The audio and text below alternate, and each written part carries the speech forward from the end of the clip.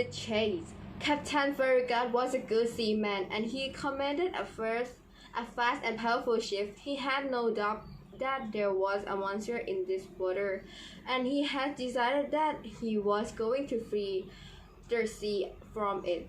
All the sailors had the same opinion as their captain, and they talked only of the monster and their chance of fighting it. Farragut had even offered 2,000 to the first person who saw it. So everybody on board had their eyes on the wave from early morning until late at night.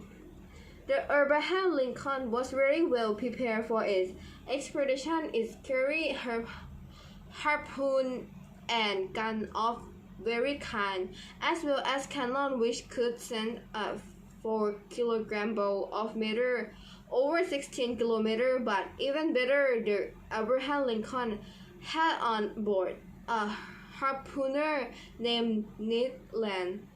He was careful, calm, and clever, and only a very quick whale could escape his harpoon.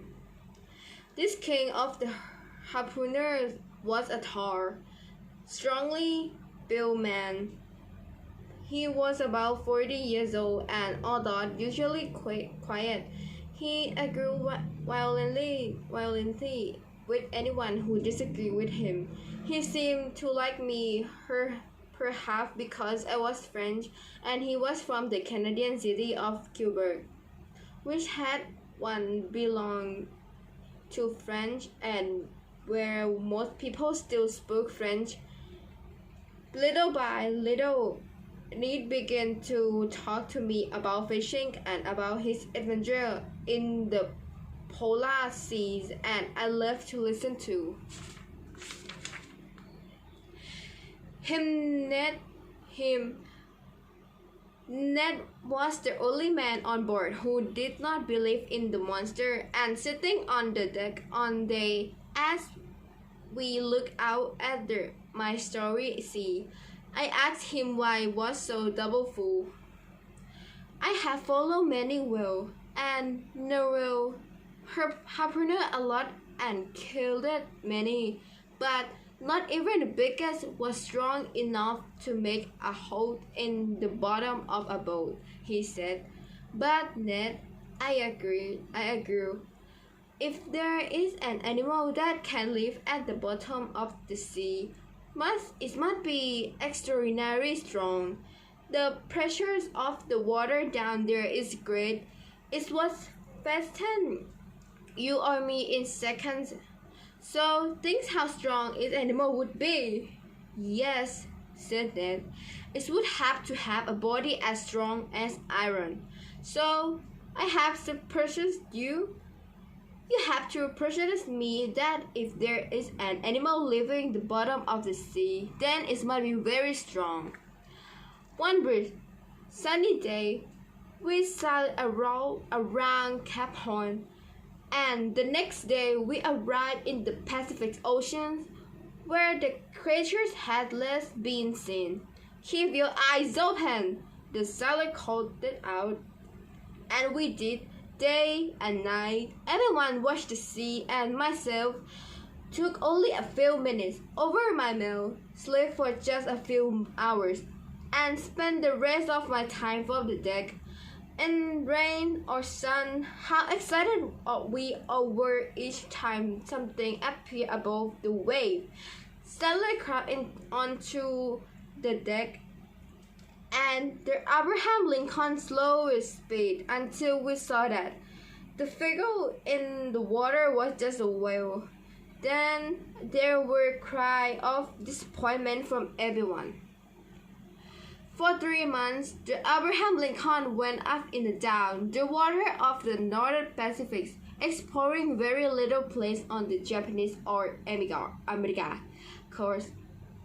But we clearly could not continue forever. As time passed with no sighting of the creature, the sailors slowly began to lose their excitement. They had given everything to the expedition, but Now they were trying to the impression to go home. The search has been useless. Until November, Captain Farragut asked us all to wait for 3 more days. If we saw nothing at the end of their time, he said, we would turn back. This excited the crew once more, and for the next 2 days, they watched the sea again, hoping for the one last chance to see the creatures. On the evening of 4 November, we were 300 kilometers from the Japanese coast. As night fell, I stood on the decks under Conseil. So, Conseil, I said, tomorrow at the 12 o'clock, the Abraham Lincoln begins the journey back to the Atlantic. This is your last chance to make 1,000. This is your last chance to make $2,000. May I say, master? Replied Conseil. That I never for 1 minute. Imagine that I or anyone else would eat that money. You're right, Conseil, I said. It wasn't a good idea all that time we lost. Why didn't we just go back for the French? Yes, agreed Conseil. You would be in your little room, sir, or in your museum. And when I say it, go on, my boy. I'm afraid people may laugh at you. Someone as well known as you others should not take chance like. But Conseil was not able to finish what he's saying. At the moment, a voice was heard above the general noise on the deck. Is what Ned Land. Look out there! He was shouting. The thing I'm looking for, there it is. At once, the whole ship's crew hunted toward the harpooner and started out into the darkness. In front of the ship, the sea was shining, and as we watched, a great dark shape came up out of the water, throwing out the strong and extraordinary light. Look, it's moving, I cried. It's moving backward and forward, and now it's coming toward us. There were cries from the deck, and Captain Farragut ordered his engineer to sail the Abraham Lincoln away from the monster. Although we were traveling about the 14 by now, the monster was moving at twice that speed, and it was spoon steering the ship, followed by its train light, then slowly began to move away for 2, maybe 3 kilometers. It was still for a moment, then it turned and came toward us at veteran speed, stopping just a few meters away. Its light went out, and then it appeared on the other side of our ship.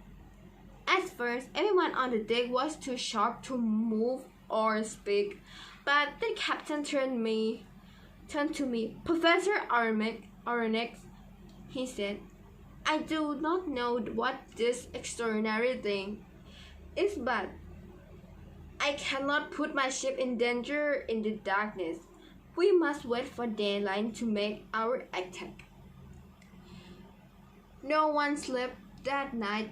The Abraham Lincoln moved slowly forward, and the monster stayed with us all the time. Then, around 1 o'clock in the morning, the monster disappeared, and after a moment, we heard a terrible high noise. Ned Land, said the captain, I accept that you have often heard the noise of whales. Often, sir, yes, said Ned, but I don't never heard anything like this before. Morning came, but there was a thick mist, and we could see nothing. Then slowly the mist started to lift, and at 8 o'clock, Ned called out again. Over there, look! Above 2 kilometers away, we could see the dark shape in the sea. It was about 80 meters long, and its and its tail was breathing violently against the water as we watched it shot to huge stream of water 40 meters into the air. It seemed to be talking to a breed, and I decided that is what indeed a great animal like a whale or narwhal. Captain Ferguson watched the creature carefully and then called his engineer. Full speed ahead! There were distant shots from the deck. It's one time for battle. The Ned Land climbed onto the front of the ship, harpoon in hand. Soon the Abraham Lincoln was sending back smoke into the air, and moving fast toward the monster. We came closer and closer, but when we were only 100 meters away, it suddenly turned and moved far ahead of us without warning. Again we came close, and again the monster moved ahead at the last minute. The chase continued like this for an hour, and at last the engineer was called again. We must go faster, said the captain. The whole ship shook, and more black smoke filled the air. What was the chase? Several times we came very close to the creature, and Ned Land cried, "We shall catch it!" But before he could aim his harpoon, it already moved away. "Let's tie the cannon," said the captain. The creature was about a kilometer away, and his first shot went over it. The second shot hit it, but then fell into the sea without causing any damage. All day we followed the monster, and when night came, and it disappeared for many hours, I thought we had to lose again, and that our expedition was at an end. But then, just before 11 o'clock, the strange light appeared once more, a few kilometers away from the ship. The creature was moving, and we wondered it had gone to sleep. Now, perhaps, we had a chance. Ned Land took his place from the front of the ship again, and he and the Abraham Lincoln moved slowly forward. We stopped just 30 meters from the center of the light. I watched Ned Land straighten his arm and throw the harpoon, and then I heard it hit something hard, like metal. The next moment, the monster light went out, and two huge streams of the water shot across the deck from of the Abraham Lincoln. Then the ship shook violently, and I was thrown off the deck and into the sea. Thank you.